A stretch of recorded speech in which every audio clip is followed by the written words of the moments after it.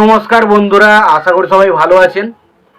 তো বন্ধুরা, এখন আমি যে বিষয়টা নিয়ে কথা বলবো সেটা হলো এবছরে জানুয়ারি থেকে জুন মাস পর্যন্ত যে সমস্ত বাংলা ছবিগুলো রিলিজ করেছে তার মধ্যে বেশ কয়েকটা ছবির কালেকশন আমি জানতে পেরেছি, এবং সেটা আমি জানতে পেরেছি একটা ফেসবুক পেজ যেটার নাম হচ্ছে টিভিও।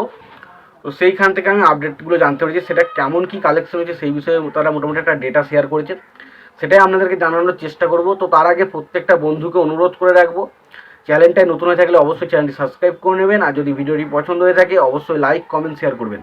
তো প্রথম যে ছবিটার বক্স অফিস কালেকশন তারা জানিয়েছে সেটা হচ্ছে সেন্টিমেন্টাল, যেটাতে আমরা ইয়াসকে অভিনয় করতে দেখেছিলাম একটা পুলিশের ক্যারেক্টার। এটা একটা কমার্শিয়াল ছবি ছিল, বাট ছবিটা কিন্তু সেইভাবে বক্স অফিসে সফল হয় না, এবং টোটাল ছবিটা বক্স অফিস থেকে লাইফ টাইম কালেকশন করেছে 15 লাখ টাকা, যেটা কিন্তু খুব একটা ভালো কালেকশন নয়, এবং এটা বাংলা ছবির ক্ষেত্রে কিন্তু খুব একটা খারাপ অবস্থা বোঝায়।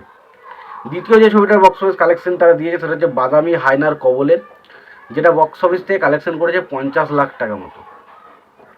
এরপর যে ছবিটার বক্স অফিস কালেকশন নিয়ে কথা হচ্ছে যে ভূতপরি এবং পারিয়া এই দুটো ছবি একসঙ্গে রিলিজ করে, এবং ভূতপরি ছবিটা বক্স অফিস থেকে কালেকশন করে 62 লাখ টাকা।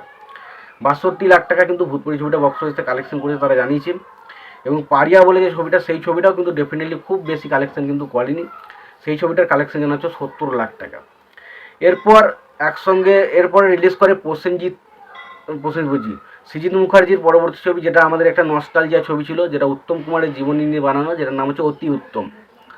এবং সেই ছবিটাও কিন্তু বক্স অফিসে এসে সেরকম কিছু সাফল্য পায়নি, সেই ছবিটা কিন্তু বক্স অফিসে কোটির কালেকশন টপকায়, কিন্তু খুব একটা কালেকশন কিন্তু করতে পারেনি।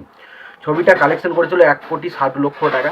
এটা কিন্তু একটা ডিসেন্ট কালেকশন বলা যায়, কারণ উত্তম কুমার মানে আমাদের পশ্চিমবঙ্গে একটা ইমোশনাল কাজ করে, বা আমাদের বাঙালির মধ্যে একটা ইমোশনাল কাজ করে। তো সেই জিনিসটা আসার পরও কিন্তু ছবিতে বক্স অফিসে সেইভাবে সাফল্য কিন্তু পায়নি। ছবিটা বক্স অফিস থেকে 1,60,00,000 টাকা কালেকশন করেছে।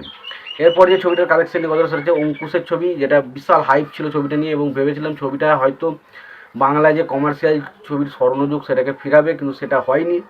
সেই ছবিটা বক্স অফিস থেকে কালেকশন করেছে 66 লাখ টাকা মতো। এরপর যে ছবিটার বক্স অফিস কালেকশন নিয়ে কথা হলো সেটা হচ্ছে আলাপ বলে যে ছবিটা রিলিজ করেছিল আবিরের, সেই ছবিটা বক্স অফিস থেকে কালেকশন করেছে 92 লক্ষ টাকা। এরপর যে ছবিটার বক্স অফিস নিয়ে কথা বলছে, এই ছবিটার বক্স অফিস এত কালেকশন করবে এটা কিন্তু কেউ ভাবতে পারেনি, কিন্তু বাট এটা করেছে। এই ছবিতে মানে শাশ্বত চট্টোপাধ্যায় এবং অপরাজিতা আড্ড অভিনয় করেছিল, বুঝতেই পারছেন কোন ছবিটার কথা বলছি, এটা আমাদের গল্প। তো এই ছবিটা বক্স অফিস থেকে 2 কোটি প্লাস কিন্তু কালেকশন করেছে, 2,10,00,000 টাকা ছবিটা বক্স অফিস থেকে কালেকশন করেছে। এটা ডেফিনেটলি এটা একটা ভালো কালেকশন, কারণ এই ধরনের ছবি মানে এটা একদম খুব কম বাজারের ছবি, হয়তো 15 লাখ বা 20 লাখের ছবি, বাট সেই ছবিটা কিন্তু বক্স অফিস থেকে 2-2.5 কোটি টাকার কালেকশন করা মানে ডেফিনেটলি ছবিটা কিন্তু একটা কালেকশন করেছে, এবং এই ধরনের ছবি কিন্তু বাংলাতে এখন এই মুহূর্তে চলছে।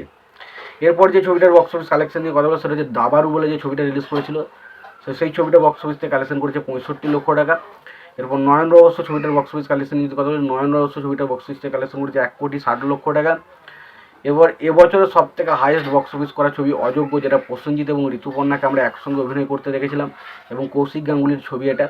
তো সেই ছবিটা কিন্তু বক্স অফিস থেকে 3,25,00,000 টাকা বক্স অফিস করে, যেটা কিন্তু এই প্রথম এবছরের বাংলা ছবি যেটা ছবিটা 3 কোটির কালেকশন গ্রস মানে টপকায়। এছাড়া যদি আমরা বুমেরাং ছবিটার বক্স অফিস কালেকশন কথা বলি, তো বুমেরাং ছবিটা কিন্তু ডেফিনেটলি যে কালেকশনটা ভেবেছিলাম সেই পরিমাণ কালেকশন কিন্তু হয়নি। ছবিটা 1,70,00,000 টাকা কালেকশন করেছে, ভেবেছিলাম জিৎ এবং রুক্মিণী জুটির কালেকশন হয়তো আর একটু বেশি হবে, বাট হয়নি। তবে ডেফিনেটলি কালেকশনটা কিন্তু বেশ ভালো একটা কালেকশন, যেভাবে কালেকশন কম হচ্ছে বাংলাতে এখন, এবং সেই দিকে দেখতে গেলে একটা কমার্শিয়াল ছবি হিসাবে কিন্তু জিতের বুমেরাং ছবিটা যথেষ্ট ভালো কালেকশন করেছে।